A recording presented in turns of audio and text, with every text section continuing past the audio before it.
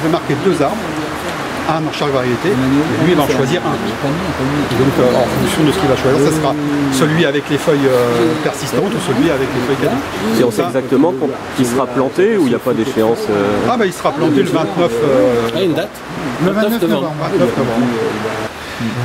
Quand on a quelqu'un comme ça qui avait déjà un choix bien défini, c'est bien. On faisait visiter les écoles, des écoles parisiennes, le jardin. Il a tenu à être là pour accompagner les écoles et à faire découvrir le jardin. Mais il aime bien.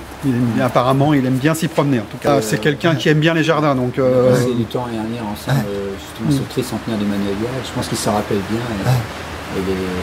Autant il était le matin pour planter le magnolia officiellement au jardin des plantes. Autant l'après-midi, il est venu en décontracte avec son épouse refaire le tour du... Ouais. On voit que c'est un passionné.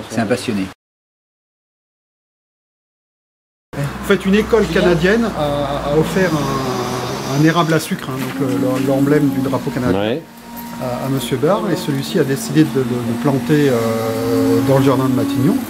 Et depuis, chaque Premier ministre en fait de même et plante un arbre. Une tradition qui est une belle tradition, puisque bon, dans un vieux parc comme nous, on a toujours de la place pour mettre des arbres. Et quelle taille il fait 2,4 hectares. Donc ça fait un beau jardin en plein Paris. On a une richesse à Nantes de végétal et surtout de magnolia. On a la plus grande collection de magnolia aujourd'hui en Europe. On a plus de 500 variétés de magnolias qui sont répertoriés dans les parcs de Nantes. On a privilégié un emplacement où il aurait du soleil, puisque c'est quand même assez... il y a un fort couvert végétal sur le jardin. Il y a des arbres qui ont plus de 200 ans, donc plus de 2 siècles. Donc c'est vrai que... Un peu comme le jardin des plantes de Nantes. Voilà. Est-ce qu'il verra de sa fenêtre, Il Jean-Marc? le verra de sa fenêtre.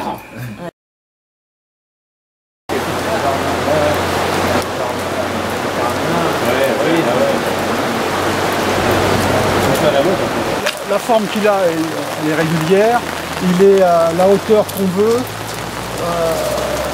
il n'y a pas de branches qui s'entrecroisent, il n'y a pas de blessures. Grande feuille, très poussant, vous voyez, c'est un arbre qui est... Alors c'est le Mont Blanc, le fameux Mont Blanc qui est... Alors vous voyez, il y a des boutons. On va éviter de parler de sécheresse.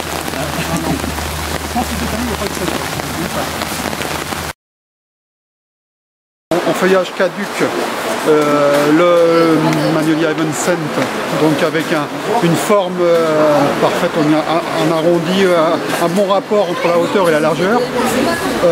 Et au niveau du Magnolia grandiflora, Mont Blanc, il a une forme aussi très bien proportionnée, avec un feuillage donc, en pleine forme. On voyait bien qu'il était...